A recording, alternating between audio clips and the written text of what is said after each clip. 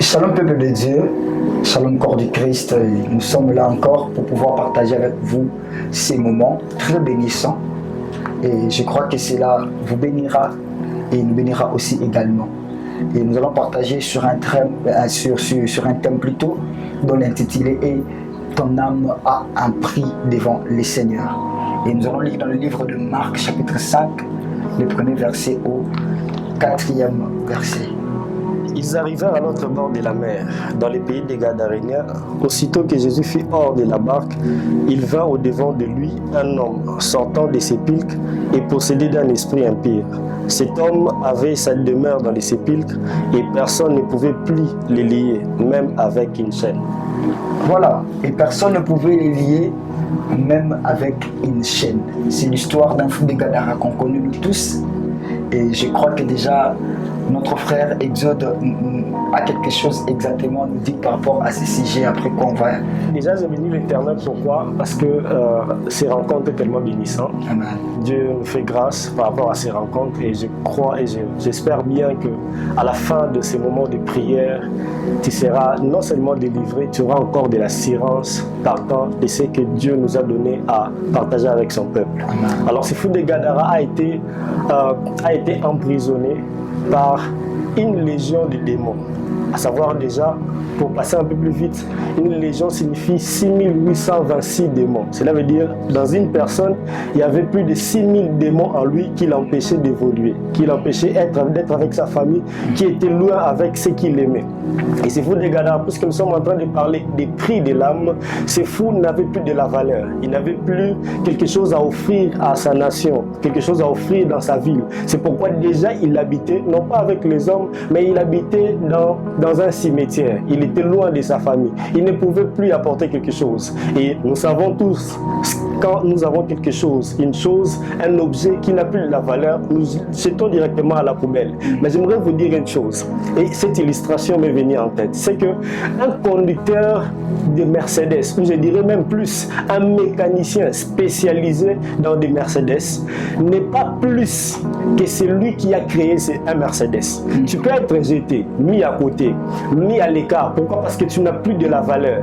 Mais le créateur de ce Mercedes connaît la valeur de la chose. J'aimerais te dire, tu es peut-être à côté à cause d'une faute. Tu es à côté, tu es en santé, tu es fille-mère, tu es à côté à cause du vol à l'église. Tu étais déjà chrétien, tu as commis certains péchés. Certains péchés, ce qui a fait en sorte que les hommes puissent te disqualifier. Les hommes ont une mauvaise identité de ta personne. Ils t'ont mis à côté. Tu n'es plus là où les hommes devraient normalement être. Et il y a même des gens qui travaillaient bien à cause de certains péchés. Ils sont ce qu'on appelle ici à Kinshasa Bamundi Miyaban. Cela veut dire qu'il est seulement un fidèle qui vient, prie et puis rentre à la maison. Mais en lui, il y a une grâce de l'Éternel. En lui, il y a encore la valeur. J'aimerais te dire que la valeur de ton âme n'est pas déterminée aux gens qui t'entourent. La valeur de ton âme n'est pas déterminée à ce que toi tu fais. La valeur de ton âme est déterminée à la personne qui t'a envoyé sur terre. Donc la personne qui t'a envoyé sur terre connaît mieux ta valeur que les gens qui t'entourent. Il y a un moment, même les membres de ta famille vont te mettre à l'écart. La Bible déclare, tu auras pour ennemis les gens même de ta propre famille. Cela veut dire que même à l'église, les gens peuvent te mettre à côté. Mais la Bible déclare que celui qui connaît notre valeur à nous a quitté son trône, descendu sur terre, venir nous chercher. Alors ma valeur n'est pas déterminée à ce que moi j'ai fait hier. Ma valeur n'est pas déterminée à ce que je suis aujourd'hui présent devant les hommes. Ma valeur est déterminée à celui qui est mort et ressuscité à la croix pour moi. Et j'aimerais ajouter une chose plus importante en tout cas. Vous savez, aujourd'hui les gens ont l'habitude de garder ce qu'on appelle la dignité. Ils disent, je peux perdre de l'argent, mais je garde la dignité. Dieu est celui qui te fait perdre même la dignité, afin que tu les gardes lui. J'aimerais te donner une nouvelle information en ce moment, c'est que la chose à garder n'est plus la dignité. La chose à garder, c'est Jésus dans ton cœur. Parce que Dieu fera même en sorte que même la dignité que tu as, que tu puisses la perdre, mais que Dieu puisse rester l'élément focus de ta vie, afin que tu puisses garder lui. C'est pourquoi en ce moment de prière, lui qui était enchaîné, le fou de Gadara qui était enchaîné, en prise par des démons et des démons, il a rencontré Jésus Jésus et il a été libéré, totalement délivré de ces démons. De ces 6000 démons, il a été délivré.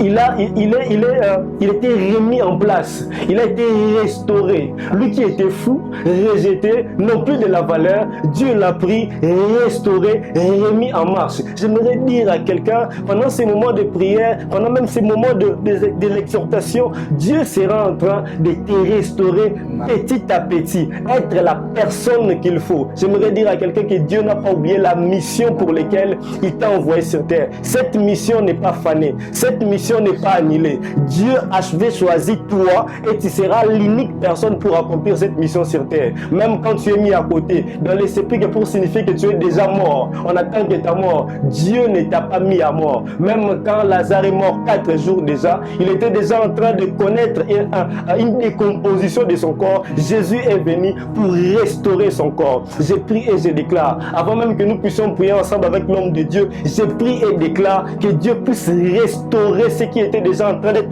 décomposé dans ta vie. Amen. Amen. Voilà.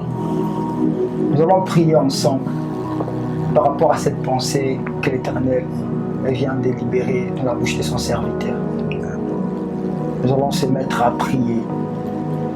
Alors que tu te sens rejeté, tu te sens perdu, tu te sens seul dans ton coin, tu te sens assujetti, oppressé par le démon, tu te sens possédé. Peut-être bien tu es ignorant de ce qui se passe dans ta vie, mais j'aimerais te dire une chose, que en ce moment même, il y a la personne de Jésus-Christ qui s'approche de toi. Amen. Il y a la personne de celui qui change une destinée, qui s'approche au-devant de toi en ce moment. Amen. De partout où vous êtes, j'aimerais que nous puissions ensemble prier Dieu. Élever nos voix pour dire à Jésus, comme tu as fait ce parcours vers les régions de Gadara, Seigneur, viens aussi dans ma vie. Amen. On va élever ensemble nos voix pour dire à Jésus de venir. De venir. Nous avons plus besoin de lui. Alléluia. Est-ce que de là où nous sommes, on peut élever nos voix pour dire à Jésus, nous avons plus besoin de toi. Viens encore dans nos vies.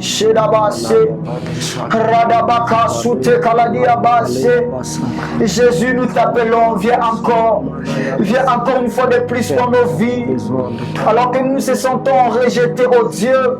On se sent en ce moment perdu. On se sent en ce moment abandonné, délaissé. On se sent possédé peut-être bien. On se sent oppressé par le péché. Mais nous te prions, Jésus, de venir à notre rencontre, Jésus. Shadadaba, Sebradalabaya. Nos cœurs soupirent après toi en ce moment. Nous soupirons dans ta présence. Nous soupirons devant de ton trône. Oh Jésus, viens. Viens, nous avons besoin de toi. Viens, nous avons besoin de toi. Viens. Redadaba, Sotakalabaya. Oh Jésus, viens. Viens nous rencontrer. Chacun de nous, oh Dieu, avec ses problèmes. Viens, oh Dieu. Viens à notre rencontre, Jésus. Viens nous changer. Leva sota kalabaya se lebrada laba kasite kalalaba sante lozite kaladava se brada labaya. Alléluia, alléluia. Jésus, nous te prions de venir encore une fois de plus dans nos vies, de venir encore une fois de plus dans le territoire de nos vies, de venir encore une fois de plus dans le domaine de nos vies, oh Jésus. Viens imposer ton règne, oh Jésus. Viens imposer ta domination, oh Jésus. Viens imposer ton autorité, oh Jésus. Shedaba sobrada dabaya, leva sote kalada lava cité, radadaba sotalabaya. Ensemble, nous allons encore élever nos voix. Cette fois-ci, nous allons menacer toute force de l'ennemi. La Bible est en train de dire dans cette même portion de l'Écriture que Jésus était en train de menacer les légions qui étaient dans cet homme. Amen. On va déclarer que toute forme des oppressions de l'ennemi, toute forme des attaques du diable, toute forme d'influence satanique qui est en train de nous poursuivre soit menacé au nom de Jésus. On va se mettre à déclarer que cela s'éloigne de nous, que cela lâche prise dans le nom de Jésus-Christ. Ensemble, on se met à déclarer au nom de Jésus. Nous déclarons, Jésus, que toute forme, oh Dieu, d'oppression, que toute forme des attaques sataniques, que toute forme, oh Dieu, de poursuite de l'ennemi soit menacée au nom de Jésus.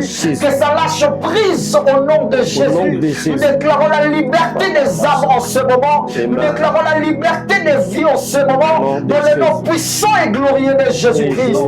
La sote kaladaba sabradalabaya. Oh Père, je déclare pour une âme qui est accablée dans une vie de masturbation, oh Dieu. Je déclare au nom de Jésus la liberté au nom de Jésus. Car je suis en train de déclarer en ce moment sur une âme qui est accablée, oh Dieu, à vivre dans le péché de vol. Il est libéré au nom de Jésus. Il est libéré au nom de Jésus. Chatakalabaya. Je déclare pour quelqu'un qui a pris l'habitude de vivre dans l'homosexualité. Je suis en train de déclarer la liberté au nom de Jésus. Je suis en train de déclarer la liberté au nom de Jésus. Shadadabasate. Rabasotakalabaya. Nous allons élever nos voix cette fois-ci pour déclarer une vie d'intimité avec Jésus. Une vie d'intimité profonde avec Jésus. J'aime une portion de l'écriture où Jésus est en train de déclarer que vous connaîtrez la vérité et la vérité vous affranchira. Quand Christ est en train de parler de connaître la vérité, il parlait d'entrer dans le profondeur de la vérité et cette vérité nous affranchit.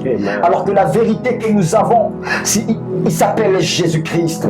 La vérité que nous avons connue, il s'appelle Jésus-Christ. Alors nous allons déclarer ensemble que la vie de Jésus-Christ soit notre partage, que nous puissions entrer dans une communion profonde avec Jésus-Christ et que nos vies soient réellement délivrées et que la vie de quiconque est en train de prier avec nous en ce moment soit réellement délivrée au nom de Jésus-Christ. Élevons nos voix et prions Dieu au nom de Jésus. Car en ce moment nous te prions que la vie de Dieu soit notre partage, que la vie d'intimité profonde avec Jésus-Christ soit le partage de mon frère et de ma sœur qui nous suivent en ce moment. Je déclare au nom de Jésus-Christ que la vie de Dieu soit le partage de nous qui sommes en ce moment, oh Dieu, dans ce plateau.